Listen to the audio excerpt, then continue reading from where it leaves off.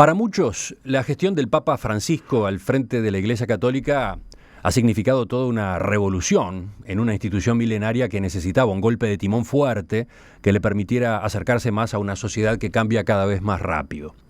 Por eso, el Sínodo de la Familia, convocado para el mes pasado en Roma, generaba mucha expectativa.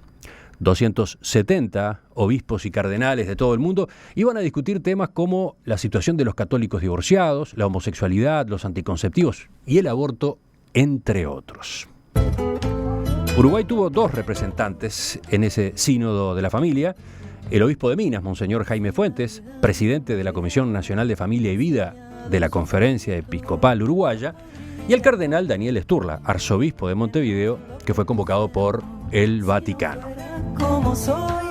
¿Qué conclusiones dejó este encuentro que hay que resaltar en el documento de 94 puntos que se emitió? Bueno, de ese y de algún otro asunto vamos a conversar con el cardenal Daniel Sturla. Como un regalo del cielo miro desde mi ventana. Cardenal Sturla, buen día, gracias por acompañarnos. Buenos días, Emiliano, un gusto estar aquí. Empecemos por lo más básico para ubicarnos, para ayudar a la audiencia a entender lo que vamos a charlar. ¿Qué es un sínodo de obispos? Bueno, es una reunión de obispos, se hace en muchas iglesias, digamos, iglesias del Oriente cristiano, y en la iglesia latina, en la iglesia, digamos, católica, se restauró hace 50 años. O sea, era algo que se hacía antiguamente, después se dejó de hacer porque se suplía por el concilio, que es reunión de todos los obispos del mundo, pero que hoy es casi impensable. Ya en el Vaticano II eran 3.000, hoy serían muchos más, y el Papa Pablo VI, hace precisamente 50 años, restauró el sínodo, que es una reunión de obispos cada 4 años para tratar un tema determinado que el Papa determina a partir de una consulta a la Iglesia Universal. ¿Cómo se elige a los obispos que participan? Ya que no son todos. Bien, entonces, cuando es sínodo ordinario, como era este caso, cada conferencia episcopal, o sea, reunión de obispos de un país, elige un obispo o más de acuerdo al número de los obispos que integran la conferencia. Y después el Papa puede nombrar un número de obispos que él determina para integrar también el sínodo. ¿Y qué efectos tienen las conclusiones a las que se llega en un sínodo? Bien, las conclusiones del sínodo se presentan al Papa. O sea, después el Papa determina qué hace con ellas. O sea, el sínodo es consultivo, digamos. Exacto, es totalmente consultivo.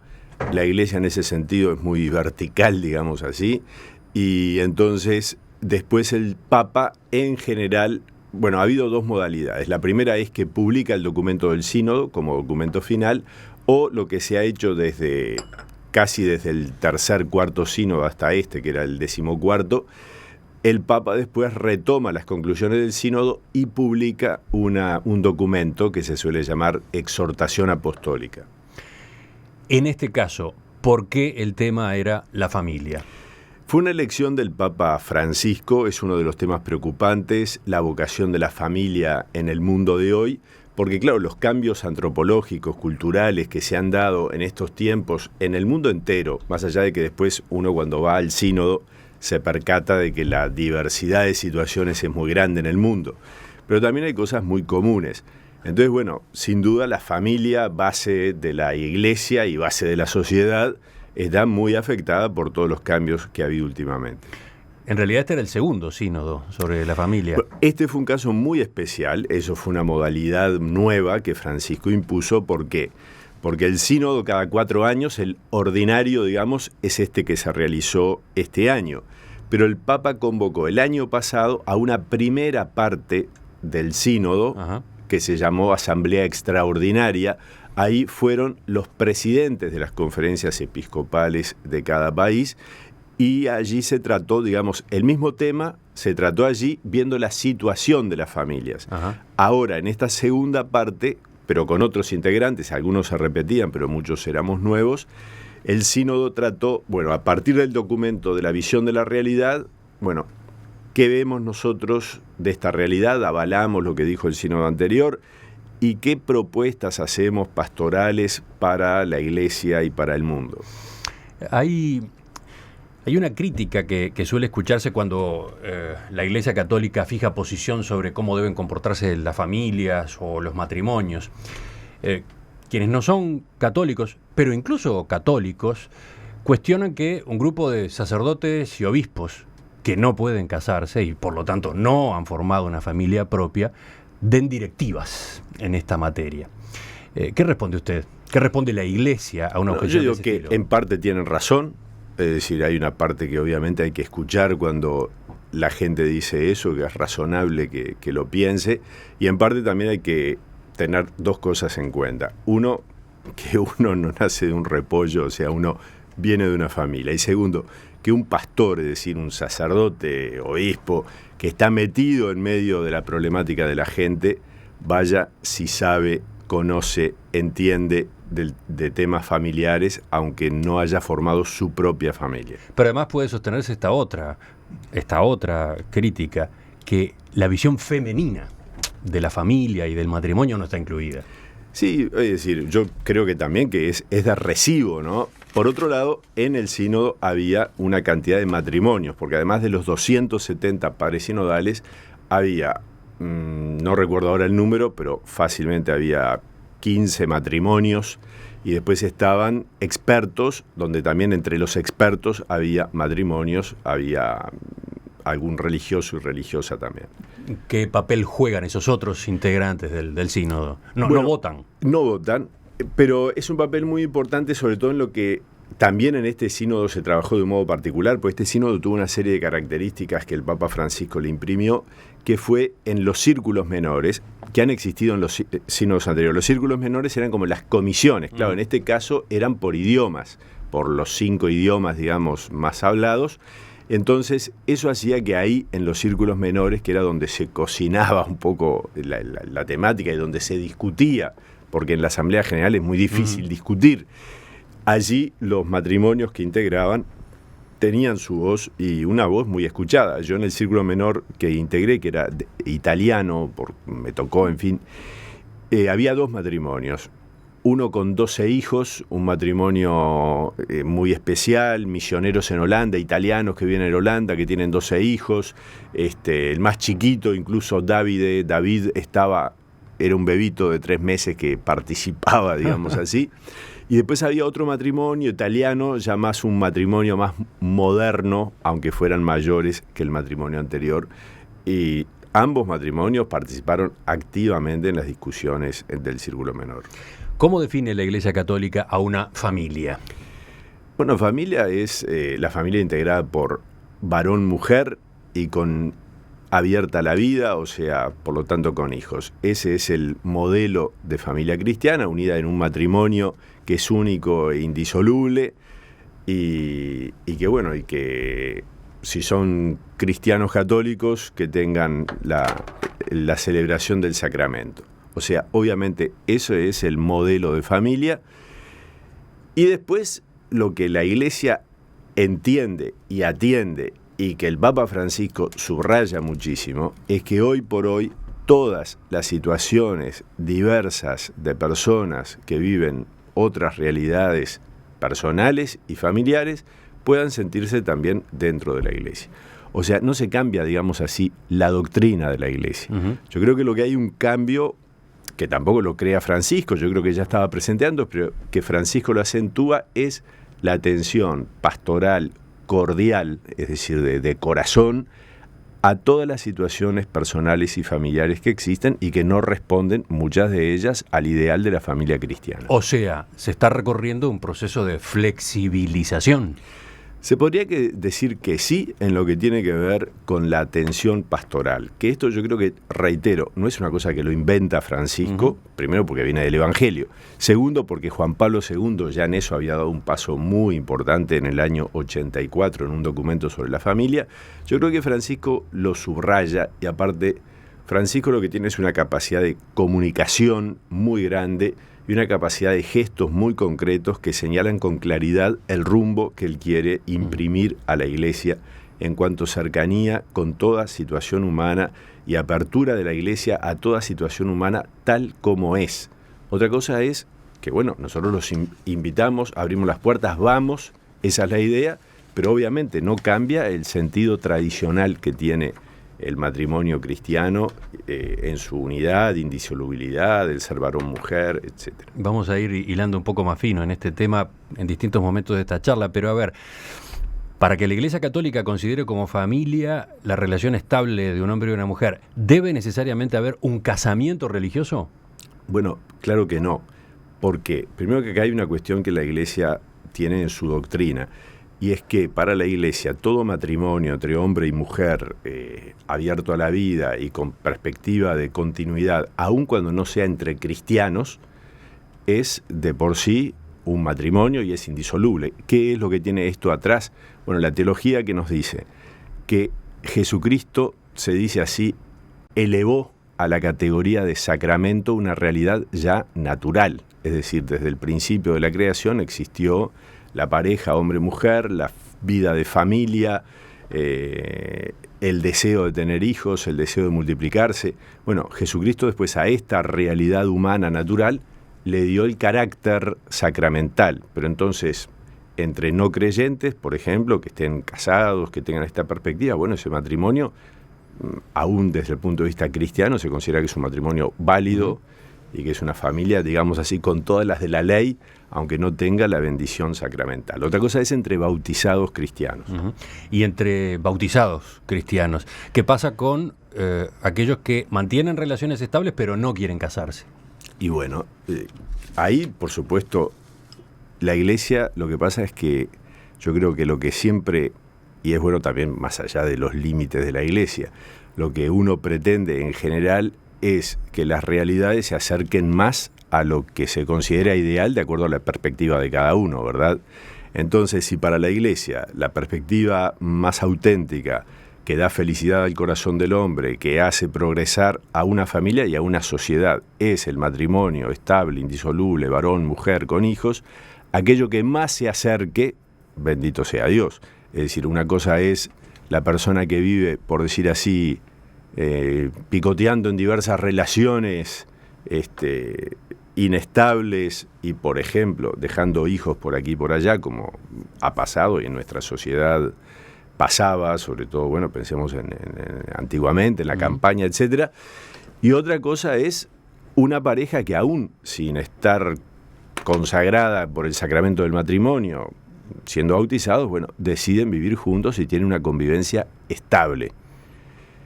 Entonces, yo creo que acá hay una realidad que está presente, que ha estado siempre presente y que hoy en la sociedad de hoy está más presente que antes y que la Iglesia atiende, abre sus puertas, pero no deja de señalar cuál es el rumbo que considera el más adecuado. Y un último punto en esta aproximación.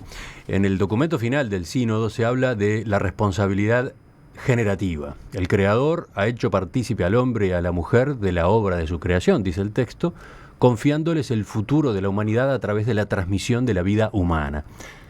¿Qué pasa con los matrimonios casados por la Iglesia, pero que no pueden concebir naturalmente? Bien, entonces, acá hay todo un tema importante, ¿no? ¿Qué es lo que la Iglesia sostiene de fondo? Que el hijo es un don, ¿no? Pero no es un derecho de los padres, por decir así. ¿Qué quiere decir con esto?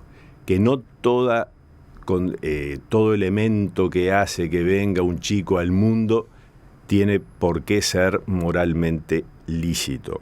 Ahí estamos aludiendo a los métodos de fecundación asistida, exacto, por ejemplo. Donde también ahí hay una diversidad de, digamos, de grados de moralidad que la Iglesia entiende que tienen estos métodos. ¿La Iglesia Católica rechaza la fecundación asistida? No, rechaza algunos de los elementos de la fecundación asistida. Por ejemplo, la manipulación de gametos. ¿Por qué? Porque, bueno, ahí hay todo un tema de cuándo comienza la vida. Y si esa unión de óvulo y espermatozoide en un laboratorio ya es un ser humano, bueno, entonces ahí ¿qué pasa? ¿Qué pasa con los gametos que se desechan? ¿Qué pasa con esos embriones? ¿Qué pasa?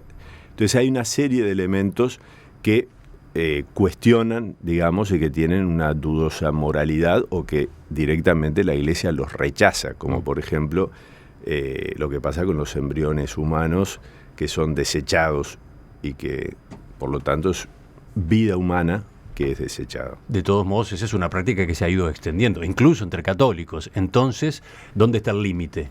¿Qué dice la Iglesia Católica a sus seguidores? La Iglesia está llamada a iluminar las conciencias de los fieles, pero obviamente que hay un elemento y que el sínodo ahora lo ha subrayado, que es el tema evidente de la, digamos, de lo sagrado de la conciencia individual. Ahí donde cada ser humano, en lo más íntimo de sí mismo, dialoga consigo mismo y con el Creador, porque la Iglesia entiende desde siempre que en lo más íntimo de la conciencia el hombre se encuentra con Dios. Y ahí hay algo que es absolutamente intransferible. Obviamente la Iglesia ilumina, a partir de la palabra de Dios, la conciencia de los fieles, pero después cada uno actúa en su conciencia, ojalá que sea una conciencia formada, iluminada y que tome decisiones con libertad y buscando lo mejor. A fines de octubre, el Papa Francisco dio un paso pequeño pero significativo hacia la reforma de la Iglesia que viene impulsando. Así tendió a leerse el resultado del Sínodo de la Familia, en el que participaron 260 obispos y cardenales. Sobre estas deliberaciones y sobre sus conclusiones estamos conversando esta mañana con el cardenal Daniel Sturla, que fue uno de los dos representantes de la Iglesia Católica uruguaya. Cardenal Sturla, yo le preguntaba recién a propósito de la familia, cómo concibe la familia la Iglesia Católica. Pero le propongo que pasemos ahora a uno de los temas que fue más discutido en el sínodo y sobre el cual había mayor expectativa previa, el de los divorciados, o más precisamente los bautizados que se casaron por la Iglesia y luego se divorciaron civilmente, pero quieren seguir formando parte de la comunidad religiosa.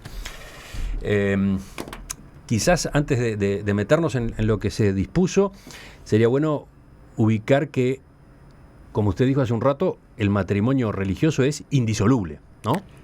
Una vez que un católico contrae matrimonio, no podrá volver a casarse con otra persona. La excepción es, por supuesto, que su pareja fallezca. Exacto, sí.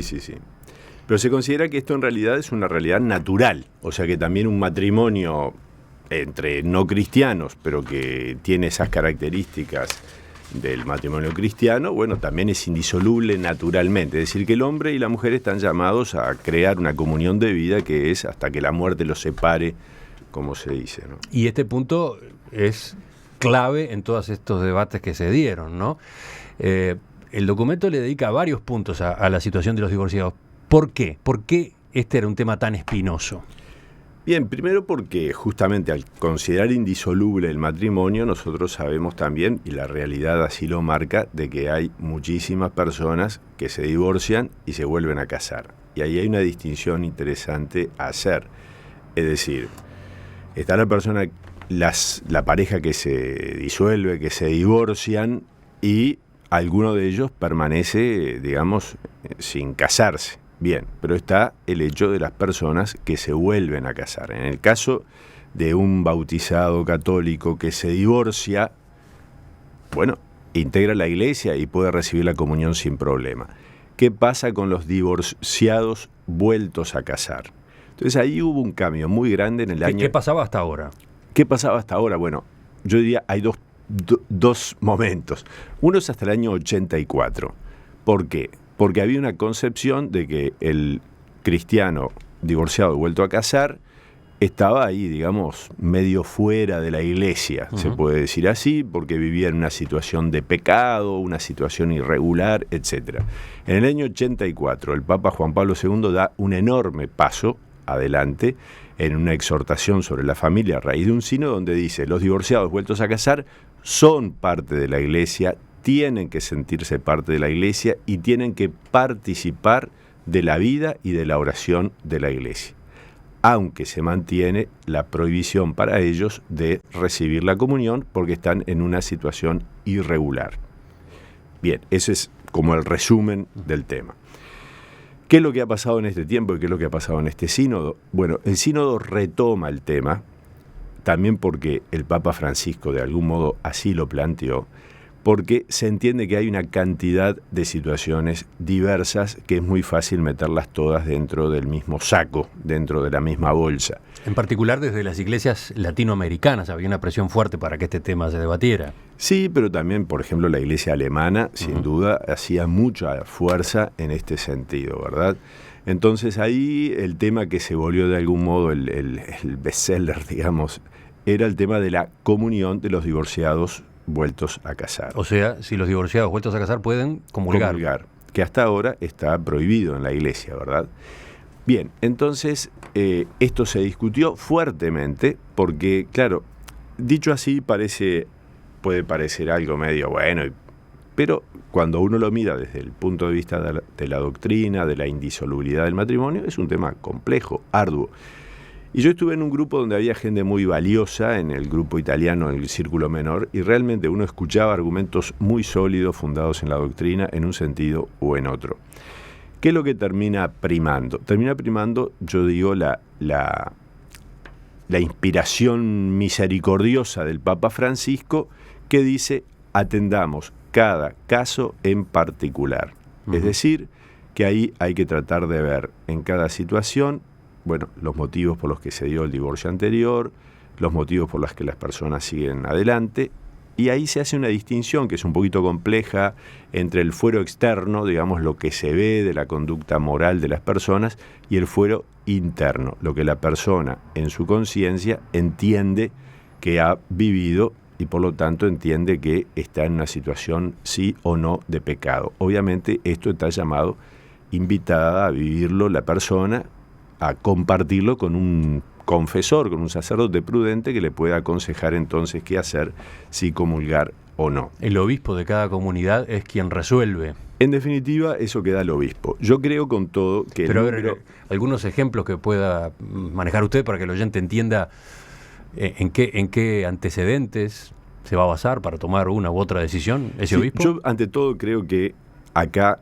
yo voy a decir también una cuestión, yo creo que acá el tema, o sea, el punto tal como quedó, no es totalmente claro. Ajá. Lo que es una pena, y yo entiendo que el Papa Francisco va a tener que hacer una aclaración. Falta la reglamentación, digamos. En términos de la vida política o de gobierno, sí, tenemos la ley, pero falta la reglamentación. Yo diría exactamente eso, ¿verdad? Porque si no se puede prestar a cosas muy diversas, de acuerdo a lo que cada uno entiende de ese parágrafo, de ese artículo. Entonces yo espero que el Papa Francisco retome el tema y dé una normativa clara, porque los cristianos tienen derecho, digamos así, los cristianos católicos que quieren ser fieles a lo que la Iglesia enseña, tienen derecho a tener claridad. Y yo entiendo que este párrafo abre la puerta, pero no es lo suficientemente claro, y entiendo que el Papa debe dar un poquito más de claridad a los obispos. ¿Puede citar un ejemplo en el que el obispo llegaría a la conclusión de que no? De que, sí, por ejemplo... De que ese católico divorciado y vuelto a casar no puede comulgar. A que no pueda. Bueno, todo tiene que ver con la validez del matrimonio anterior, con que si es culpable de esa ruptura anterior o no, o es inocente de la ruptura anterior. Hay muchos elementos que tienen que ver con la conciencia. ¿Qué actitud tuvo con su expareja? ¿Qué actitud tuvo con los hijos? Eso es algo de lo que está señalado. Ese tipo también de factores están comentados, ¿no? Sí. Es decir, cómo es la relación que mantiene hoy con su expareja. Una cosa es, bueno, estamos, no nos importa cada uno, seguimos peleados, hablamos mal uno del otro con nuestros hijos.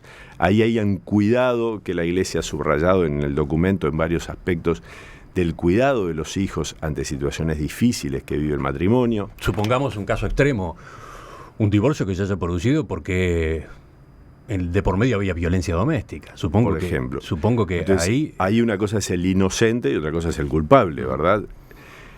También la Iglesia, y hay que ver esto en la perspectiva más global, existe lo que se llama la anulación, la nulidad matrimonial que la Iglesia tramita y que el Papa Francisco ahora poco antes del sínodo, ha promulgado un documento, un decreto, por el cual se habilitan nuevas posibilidades de nulidad matrimonial, además de poner la gratuidad de los procedimientos de nulidad matrimonial que se tramitan ante la curia, o sea, ante el obispado o arzobispado de cada diócesis, y donde en algunos casos evidentes el obispo puede tomar una decisión de por sí sin que haya un proceso, digamos así, obviamente escuchando a las partes y teniendo la posibilidad de recurrir, pero sí el obispo puede tomar una decisión, porque hay casos evidentes, lamentablemente, que suceden y que entonces ahí bastaría hablar con el obispo, presentar los hechos obviamente objetivamente, y el obispo podría tomar una decisión de por sí.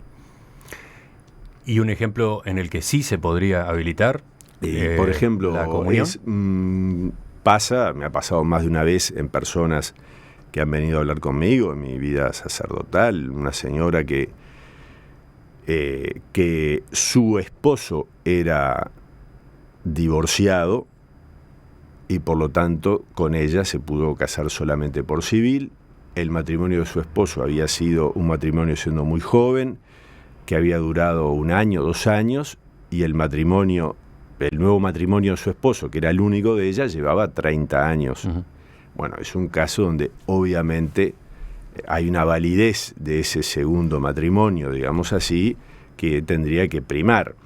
Bueno, obviamente el tema que es que si hacemos las cosas en serio, tendría que haber un camino para ver si el primer matrimonio fue nulo o no, y en el caso de que no hubiera posibilidades de declararlo nulo por distintas razones, si allí el obispo o un sacerdote con alguna normativa clara puede decirle, mire, a partir de ahora, analizando el caso, escuchando, obviamente hay cosas que hay que escuchar de ambos, puede volver a recibir los sacramentos de la reconciliación, o sea, de la confesión y de la comunión. Analistas y periodistas cercanos al Vaticano consideran que estos resultados que estamos comentando en este capítulo, divorciados, implican una pequeña victoria de Francisco por sobre sectores más conservadores de la Iglesia, que, entre otras cosas, se oponen a que se genere cualquier apertura hacia los divorciados. ¿Usted está de acuerdo en esa lectura? Estoy de acuerdo en la medida en que las cosas se vean más eclesialmente. ¿Qué quiero decir esto? No es la Iglesia, y el Papa lo subrayó, una especie de partidos políticos que pujan por el poder y que buscan, digamos así, sacar su rédito, sino que unos y otros, y eso para mí quedó clarísimo, sobre todo en los círculos menores, donde se discutía abiertamente y con profundidad, unos y otros buscan la fidelidad a Cristo y al Evangelio. ¿Qué es lo que pasa? Bueno, que hay distintas visiones, distintas acentuaciones, distintas sensibilidades. Esto para mí quedó clarísimo también en la vivencia de los distintos continentes, las sensibilidades diversas. Entonces, desde allí uno puede decir, bueno, la sensibilidad que de algún modo encarna el Papa Francisco, y que es distinto que cualquier teólogo o cualquier obispo, porque el Papa es el único que puede hablar en nombre de toda la Iglesia, obviamente yo creo que ha ganado, si se puede decir así, o ha dado pasos en este camino de acercar la Iglesia a las personas, de subrayar la misericordia del Evangelio. Casualmente estos puntos que estamos comentando fueron aprobados de manera muy ajustada, ¿no? Sobrepasaron apenas la mayoría de 2/3 que se requería, 177 votos en este caso, ¿no? Sí, ya los 2/3 es muy importante, obviamente, pues es una mayoría muy cualificada, pero sin duda que el Papa sabe entonces que hay 1/3 de los obispos que allí estaban representados que no veían estos cambios. Y eso, bueno, es importante también para la Iglesia tener conciencia de que hay un grupo grande de gente que tiene sus dudas sobre estas aperturas y por lo tanto invita a algo que la Iglesia creo que a lo largo de 2000 años ha tenido suficientemente, que es la prudencia en los pasos que da. Prudencia que obviamente tiene que ser evangélica, no puede ser la prudencia de me conviene, no me conviene, sino la prudencia de quien sabe que toca elementos fundamentales de la vida humana, de la persona humana, de las realidades humanas más profundas y por lo tanto que no hay que hacer cosas alocadas, sino tratar de acompañar la realidad humana en su complejidad. Para redondear esta recorrida, le consulto a propósito de otro tema sensible. Pocos días antes de que los obispos comenzaran a reunirse, estalló una nueva polémica dentro de la Iglesia. Un sacerdote polaco que ocupaba un cargo relevante en el Vaticano, reveló su homosexualidad. Informó además que ya estaba viviendo con su pareja en Barcelona, España. Después que se conoció la noticia, se especuló con que el sínodo tratara el tema de la homosexualidad con mayor profundidad. Sin embargo, en el documento de 94 puntos solo se le dedica uno.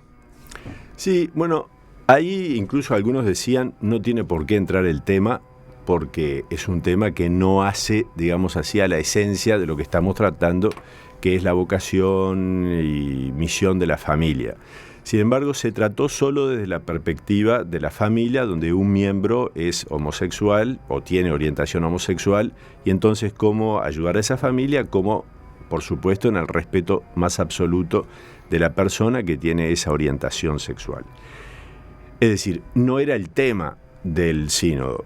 Yo la actitud de este sacerdote realmente creo que es una actitud negativa, porque ante todo, más allá de su orientación, está la fidelidad a lo que él prometió.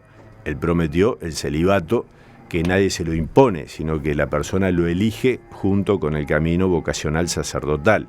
O sea que el hecho de presentar su pareja, de hacerlo públicamente, de hacerlo previo a un sínodo que va a tratar el tema de la familia, obviamente procuraba tener un efecto mediático como el que tuvo y que poco bien le hace a la Iglesia, que se supone que es la institución que lo ha criado, educado y a la que él quiere, o al menos debería, fidelidad. Dijo cosas muy, muy duras en su intervención pública. Este sacerdote polaco calificó a la Iglesia de hipócrita, petrificada en sus doctrinas inhumanas, sin misericordia ni caridad, una Iglesia que solo sabe perseguir y destruir la vida de millones de gays que son personas espirituales.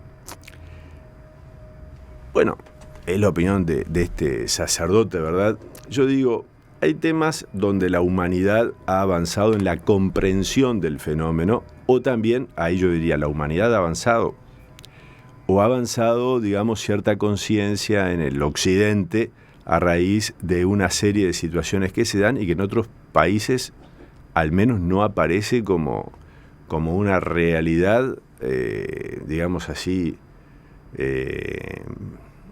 fuerte, o no sé, me gustaría... Lo voy a decir con el ejemplo más concreto, así soy más claro. Para los africanos este tema es absolutamente tabú.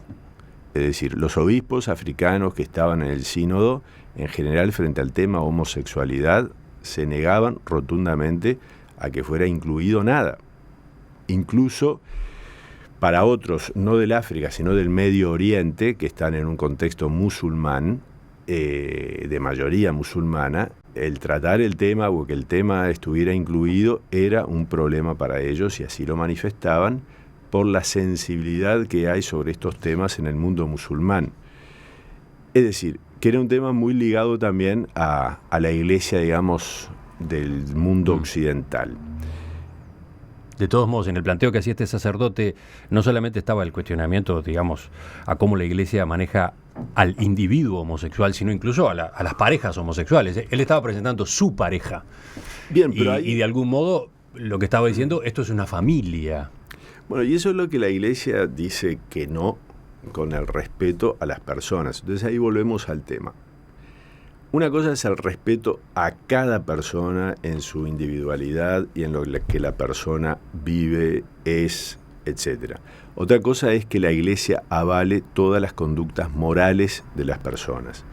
La Iglesia, yo creo que tiene una propuesta de familia, que ya la hemos hablado, y la Iglesia puede entender, comprender, acompañar, acoger en su seno personas de orientación homosexual o incluso parejas que vivan. Pero una cosa es eso y otra cosa es bendecir un tipo de unión que la Iglesia entiende que no es la que está en el plan del Creador. Cardenal Sturla, para terminar lo que veníamos charlando a propósito del sínodo, quiero volver a lo que en algún momento apareció en la entrevista. ¿Qué significaban estos resultados desde el punto de vista de las transformaciones que viene impulsando el Papa Francisco? Del mensaje que Francisco dirigió al final del sínodo, y que por supuesto los oyentes van a poder encontrar en nuestro sitio en internet, hay varios párrafos significativos, pero me llamó la atención este. La experiencia del sínodo también nos ha hecho comprender mejor que los verdaderos defensores de la doctrina no son los que defienden la letra, sino el espíritu. No las ideas, sino el hombre. No las fórmulas, sino la gratuidad del amor de Dios y de su perdón. Hay un mensaje hacia adentro muy fuerte. Sí, yo entiendo que fue un mensaje muy fuerte también al final de las votaciones que se habían hecho, porque obviamente Francisco ahí está expresando un sentir muy profundo, pero que también es un mensaje para aquellos que tienen una concepción de que la defensa de la doctrina tiene que ver más con mantener determinados esquemas mentales, pero que no son el fondo, el corazón del Evangelio. Y Francisco de algún modo lo que está diciendo es eso, hay que ir al corazón del Evangelio, donde lo que destaca en Jesús es la compasión por la situación humana, sea esta como sea. Es el encuentro de Jesús con la adúltera, el encuentro de Jesús con Zaqueo, aquel publicano que había estafado una cantidad, es el encuentro de Jesús con la mujer que llora a sus pies, es decir, Jesús con la samaritana. Jesús en todo momento manifiesta esa compasión. El dolor del otro es mi dolor y yo pongo el hombre, la persona humana, antes que toda otra situación. Y eso es lo que el Papa subraya en este párrafo, que en el contexto en que fue dicho tuvo su dureza, digamos así. Tuvo su dureza porque estaba aludiendo a posiciones muy duras, a posiciones muy cerradas, Exacto. Ultras podríamos llamarlas. Sí, y que el Papa de algún modo está diciendo, bueno, miren, defensores de la doctrina, el corazón de la doctrina del Evangelio es la compasión. De algún modo ese es el mensaje que el Papa dice en ese último discurso. En perspectiva, desde 1985. Monseñor Sturla, ya estamos, en el final de la entrevista, estamos pasados de la hora. Hemos recorrido buena parte de los temas importantes del sínodo de la familia, pero claro, no quiero cerrar este diálogo con usted sin hablar de algo que viene ahora nomás, en las próximas horas, acá en Montevideo. Una actividad que organiza la Arquidiócesis de Montevideo este fin de semana, el Atrio de los Gentiles. Diálogo sobre la libertad y construcción de la sociedad. ¿Qué es? Porque este término gentiles seguramente a los oyentes les llama la atención, y Atrio de los Gentiles más, ¿no?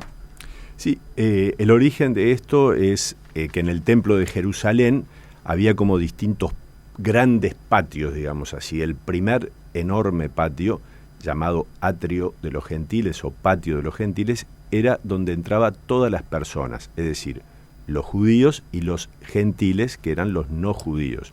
Entonces ahí se dialogaba, se compraba, se vendía, se charlaba, se discutía. Después seguía el patio de las mujeres, el patio de Israel, el patio de los sacerdotes. Ahí ya no podían entrar los gentiles. Entonces, Atrio de los Gentiles es un nombre que quiso poner Benedicto XVI a estos encuentros que se han realizado en distintas ciudades del mundo, donde la Iglesia Católica invita a un diálogo entre creyentes y no creyentes sobre algunos temas fundamentales donde nos podemos encontrar unos y otros, dialogar, conocernos y, digamos así, compartir juntos nuestras miradas diversas. ¿Por qué? ¿Por qué se ha vuelto a organizar este tipo de intercambios? ¿Qué quieren decir en los años en los que nos encontramos? Y yo creo que es la Iglesia que sale a dialogar con las personas con las que comparte la sociedad. En la sociedad plural en la que vivimos hay distintas visiones sobre el hombre, sobre la libertad, sobre la construcción de la sociedad, y es bueno que cristianos y no cristianos, creyentes y no creyentes, compartamos las distintas visiones, y es una apuesta, digamos así, a crecer en el diálogo en una sociedad. Son 2 jornadas, viernes y sábado, en el Salón Azul de la Intendencia de Montevideo, con varias mesas. Algunos de los nombres que van a participar llaman la atención. ¿Cuáles destaca usted, por ejemplo? Bueno, en el primer panel, que es el viernes, es un panel sobre la laicidad como elemento clave, digamos así, de la sociedad uruguaya. Ahí va a estar el doctor Sanguinetti, el doctor de Posadas, va a estar la historiadora Ana Ribeiro, el profesor Gerardo Caetano, el padre Julio Fernández Techera, la moderadora es la socióloga, la asistente social Cecilia Zaffaroni. Es decir, va a ser sin duda un muy polentoso panel. Pero después hay otros... En algunos me toca participar sí, a mí el sábado en con la mesa periodistas diversos. sobre libertad de expresión y construcción de una cultura de respeto. ¿Por qué se eligió ese tema? ¿Por qué se eligió el otro? Libertad de educación y construcción de una sociedad plural. Yo creo que el tema que recorre todo es la libertad. ¿Por qué lo elegimos? Bueno, yo creo que en el Uruguay el tema de la libertad es un tema que nos toca profundamente. No solo porque lo decimos varias veces en el himno, sino porque de algún modo la libertad es una de las claves de identidad del uruguayo, de los cuales yo creo que yo al menos como uruguayo me siento orgulloso. Entonces, el tema de la libertad es muy importante también en la conciencia cristiana y es un elemento clave de nuestra sociedad. Entonces ahí fue que se eligió este tema en distintas facetas, digamos, ¿no? En la libertad de expresión, en la libertad que supone la laicidad, en la libertad y construcción de la sociedad en la que vivimos. Son actividades abiertas al público. Actividades abiertas al público, ahí en el Salón Azul de la Intendencia Municipal de Montevideo, justamente junto al atrio de la ciudad, que es como se llama el atrio de la Intendencia. De algún modo también eso tiene una carga simbólica muy importante. Va a haber también un acto en la Universidad Católica donde el cardenal Rabasi va a tener una exposición el viernes de tardecita, y va a haber algunos actos artísticos, uno muy juvenil, que va a estar la Andricina, va a haber otros personajes el viernes de noche en el Movie Center y el sábado de noche en la Sala Citarrosa. Cardenal Daniel Sturla, arzobispo de Montevideo, le agradezco que nos haya acompañado esta mañana en Perspectiva. Para mí un gusto como siempre, Emiliano, así que contento de este encuentro, que Dios los bendiga.